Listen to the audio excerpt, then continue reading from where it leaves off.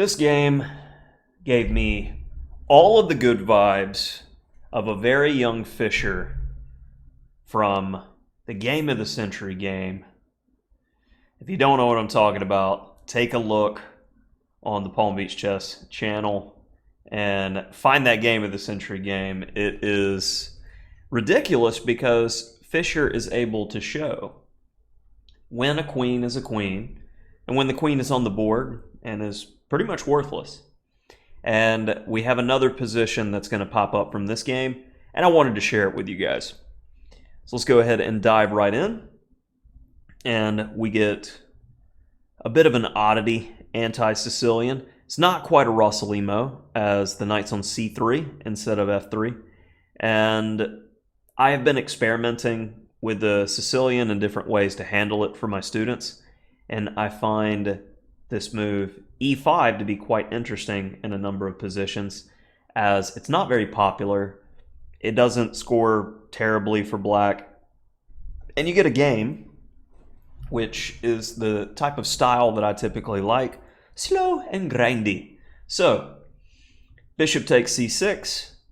All right, I've got double pawns, and I have the bishop pair for it. So already I've got an imbalance out of the opening, and at the time, my opponent's rating is 2400 in Lee Chess Blitz, and mine is 2634. So after d takes c6, d3, bishop d6, knight ge2, and when I see knight ge2, I'm thinking that f4 is a possibility. So I go knight e7, and after castles, knight g6, just keeping an eye on key squares.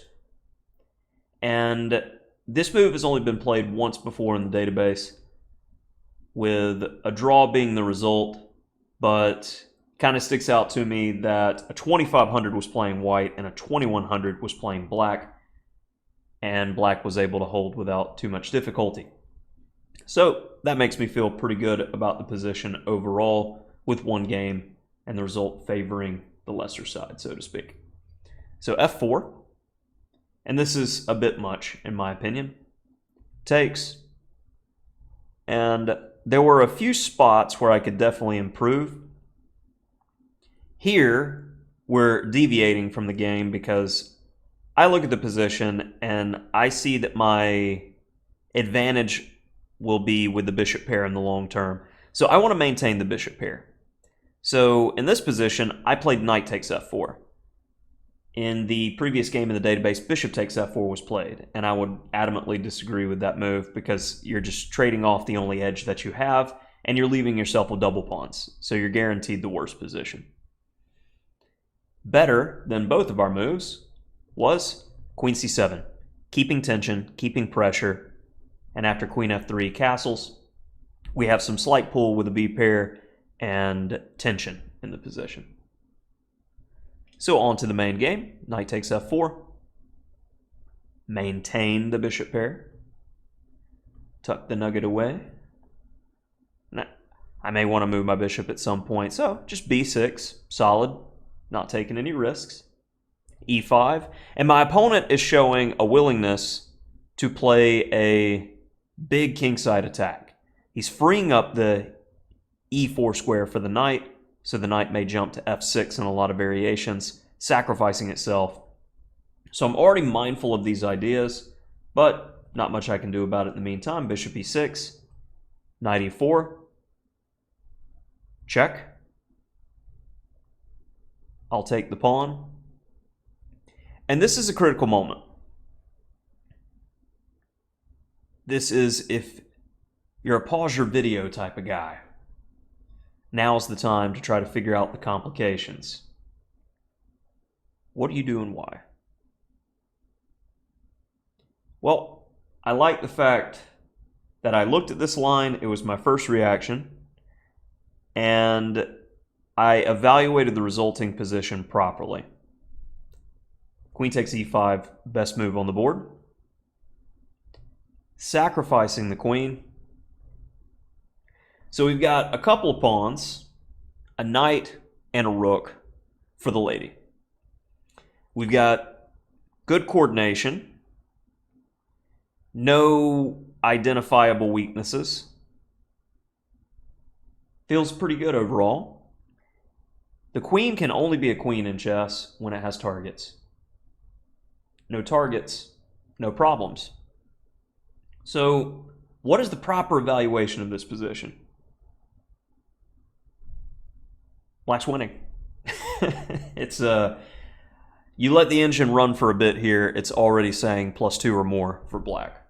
And I find major imbalances like this to be quite captivating. It's one of the major things I enjoy in chess at this point, so I wanted to share this particular position and the results. So let's keep going. A3. Well, I see the opportunity here with A3 being a bit slow for me to get rid of one of my double pawns. So C4. Now my opponent's offering a trade. I very well could trade, but if trades are going to take place, they're going to take place on my terms. Check. Getting the king in the corner could be helpful later. Keeping tension. Now we're going to take and cement the bishop. I improved the pawn structure. Again, took no risks. Bishop e5. My opponent is again insisting on trades. And again, good technique. I will only do trades on my terms. After he takes, I have excellent pressure on the d-pawn. Now, I very well could play bishop g4 here, but I'll be honest in the fact that I was just enjoying myself far too much with the squeeze, and I knew there was nothing that my opponent could do in the position. So I am a bit of a chess sadist in this way. Rook fd8. Queen f3, c4, magnifying the pin. Perfect harmony. And on queen b7, I very well could take on d3, but no weaknesses, no problems. Takes. And my opponent made my life much easier by playing a4, allowing my pawn to get to d2. Here's an example line from my friendly assistant showing how the game could have gone with more optimal defense. Let's first throw in some lift squares, protect the pawn, and we're looking to get a lift in. He's got to worry about that. And it's very difficult for white to deal with the pawn. We have no checks. And after queen b5, you actually change gears and look to be mating and winning tactically this way.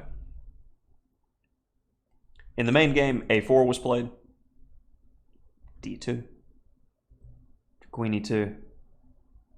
I can play rook c7 immediately, but safety first. And again, I'm enjoying myself. Why ruin it? a5, rook c7 again, but nothing can be done. Bishop b3. Actually, yeah, bishop b3 is a move like all throughout there. So that'll do it for the game. But I was very pleased with the key moment on bishop g5 and finding and evaluating this position properly.